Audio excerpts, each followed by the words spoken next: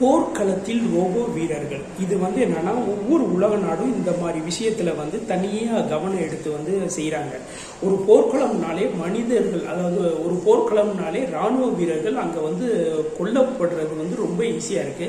இந்த மாதிரி கொல்லப்படுறதை தடுக்கிறதுக்காக ரோபோ நாய்க்களை உருவாக்குறாங்க. மனிதர்களை போன்று சில ரோபோக்களை ஒவ்வொரு நாடும் தொழில்துறையில முன்னேறி இருக்க நாடு உருவாக்கிக்கிட்டு இருக்கு. அதுக்கான பல கட்ட முயற்சிகள்ல போய்கிட்டு இருக்கு.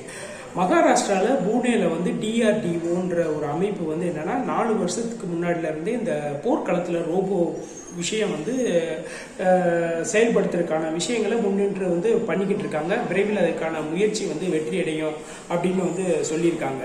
இந்த போர்க்களத்துல பாத்தீங்கன்னா குண்டு மலை பொழிகிற இடத்துல மனிதர்களை போன்ற ரோபோக்களை பயன்படுத்தணும், அதுக்கான விஷயங்கள் நடத்திக்கிட்டு இருக்காங்க. பிளஸ் சில ரசாயன ஆயுதங்கள் எடுக்கிறப்ப மனிதர்கள் உடல்ல பிரச்சனையாகும், அதை தடுக்கிறதுக்காகவும் இந்த மாதிரி ரோபோக்களை பயன்படுத்தணும் அப்படின்னு முடிவெடுத்திருக்காங்க. கன்னிவெடி, அதாவது மலையேற்றம், கடினமான மலையேற்றத்திலையும் இந்த மாதிரி மனிதர்களை போன்ற ரோபோக்கள் பயன்படுத்தலாம் அப்படின்ற சில விஷயங்களும் மேற்கோள் காட்டியிருக்காங்க.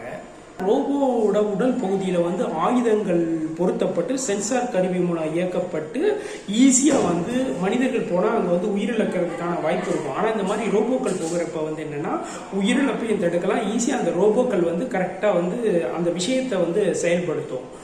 அப்படின்றதுக்காக இதை நடைமுறை டிஆர்டிஓ அமைப்பு என்னன்னா இதை கொண்டு வரதுக்கான திட்டத்துல செயல்பட்டு இருக்காங்க. இன்னும் பாத்தீங்கன்னா 4-5 வருஷத்துக்குள்ள போர்க்களத்துல ரோபோ வீரர்கள் வந்துருவாங்கன்றது உறுதியா நம்பப்படுது.